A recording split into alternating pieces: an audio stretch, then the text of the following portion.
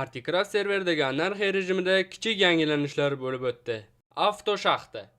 Endi u bir necha turlarga bo'linadi va shunga qarab undan tushadigan resurslar farq qiladi. Qancha shaxtaning darajasi baland bo'lsa, undan tushadigan narsalar ham shuncha qimmatroq bo'ladi. Qala eventi. Qanchalik g'alati eshitilmasin, endi bu hech qanaqa event emas, chunki biz bu yerdagi shalkerlarni sindirgandan so'ng avtomatik tarzda qayta paydo bo'ladigan qildik. Albatta ma'lum bir vaqtdan so'ng. Bu esa qala eventini yangi o'yinchilarning kuchayishi uchun ajoyib maskanga aylantirib beradi. Shu bilan birga biz bu yerdagi shalkerlardan tushadigan narsalarni tubdan o'zgartirdik. Oddiy xazina shalkerdan tushadigan narsalar, qizil shalkerdan tushadigan narsalar, oltin boylik shalkerdan tushadigan narsalar, sirli sehr shalkerdan tushadigan narsalar. Order bu yangi sotuv rastasi. Hozir qanday ishlashini tushuntirib beraman. Masalan, siz anarxiyada juda ham kuchayib ketdingiz. Oltin sabzalaringiz, chirigan kartoshkalaringiz, netherite aslahalaringiz bor, lekin hayotingizga valijon kirib keldi. Endi aslahalaringiz shunaqa bo'lishini xohlab qolasiz. Lekin sizda bu andoza yo'q. Bu muammo emas. Shunchaki orderga kirasiz va u yerdan Minecraftdagi istagan narsaga o'zingiz belgilagan pulda e'lon berishingiz mumkin. Boshqa o'yinchilar esa bu e'loningizni bajarib, siz belgilagan pulni olishlari mumkin. Mana endi siz ham valijonga o'xshagan krasavchik bo'lasiz. Anarxiyalar orasidagi balans. Menimcha bu safargi eng katta yangilanish shu bo'lsa kerak. Chunki hozir 3-anarxiyadan ikkinchisiga, ikkinchisidan 1-anarxiyaga o'tadigan bo'lsangiz ham uchalasida ham inventarlaringiz bitta bo'ladi.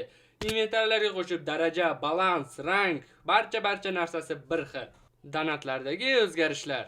Endi sizda serverda general ranki bo'lgan taqdirda ham fly komandasi yordamida uchishingiz mumkin. Bu hali hammasi emas. Endi titan rankidan yuqori barcha ranklarda Neyer komandasi mavjud. Neyer komandasi nima qiladi deysizmi?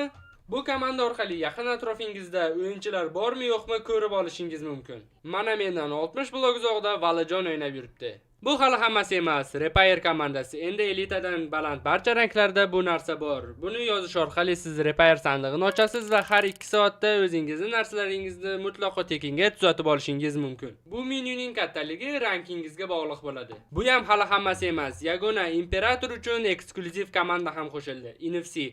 Bu orqali siz serverdagi barcha o'yinchilarning inventarini ochib, real vaqtda unda nima bor ekanligini ko'rib turishingiz mumkin. Damlamalar. Endi siz Anvilda ikkita kuch 2 damlamasini qo'yib, 15 daraja evaziga kuch 3 damlamasini yasashingiz mumkin. Va biz damlamalarni stack bo'lish qobiliyatini yana qaytardik. Bu narsa faqat kuch damlamasi uchun emas, boshqalari uchun ham xuddi shunday ishlaydi. Tumorlar va sferalar. Barcha tumor va sferalarni qayta ishlab chiqdik. Bularga donat o'qlar ham kiradi. Ularning ham effektlarini kamaytirib, anchagina kuchsizlashtirib qo'ydik. Serverga 1 kishilik, 2 kishilik va 4 kishilik rejimlarni qo'shdik. Ustiga ustak 26-may kuni serverda global vibe bo'lib o'tdi. Bu degani serverda kirib o'ynashning hozir ayni payti. Sizlarni serverda kutib qolaman. BDV komandasi yordamida tekinga resursga esa olishni unutmang.